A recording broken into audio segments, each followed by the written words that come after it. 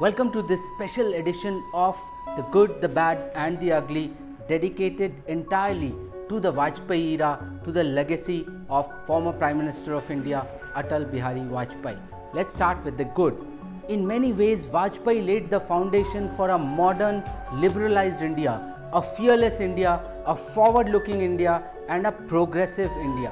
He defied the US and the international community by conducting the nuclear tests and announcing India's arrival on the world stage. And despite sanctions, he delivered a GDP growth of between 8 and 12% right through his tenure of 3 terms.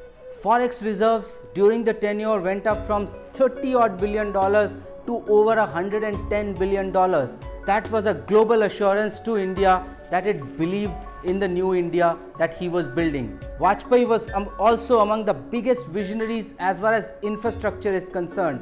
He initiated the Delhi Metro, which is India's first modern metro rail project, and also the Golden Quadrilateral, the network of roads connecting the country, the network of highways connecting the country for high-speed traffic.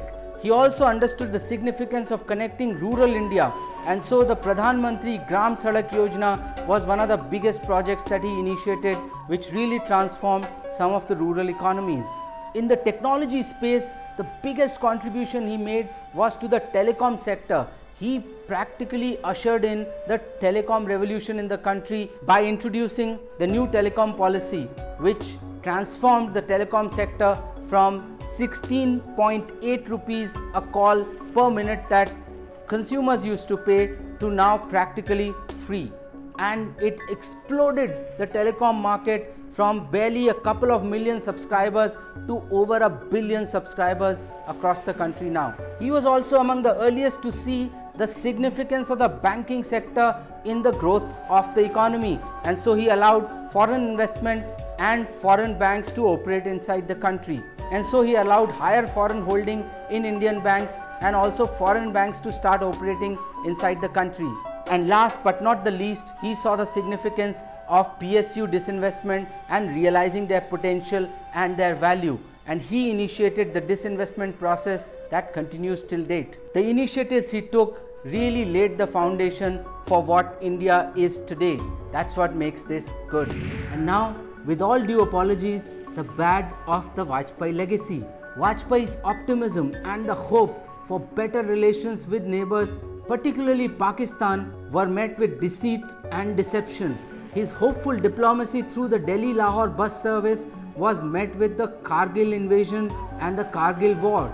And the failure of the Agra summit with President Musharraf of Pakistan made him look like an inexperienced diplomat. He was also criticized for the deeply humanitarian initiative he took for releasing the terrorists in return for the hijacked passengers of the Indian airline IC-814, which was taken to Afghanistan. And that was criticized as putting the nation in a tricky spot, particularly as a soft nation. That will be remembered as the bad legacy of the Vajpayee era. And finally, the ugly. Vajpayee had publicly and privately agonized over the Babri Masjid demolition by the Kar Sevaks, some of whom were also BJP functionaries. He was also opposed to the Gujarat riots while he was the Prime Minister in 2002 and had publicly decried it.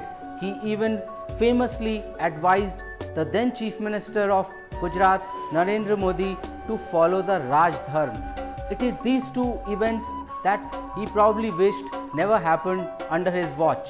Those were the two unfortunate, ugly legacies of the Vajpayee era. If you enjoyed watching this content, please subscribe to the Business Today YouTube channel by clicking on the bell icon and also like us on Facebook.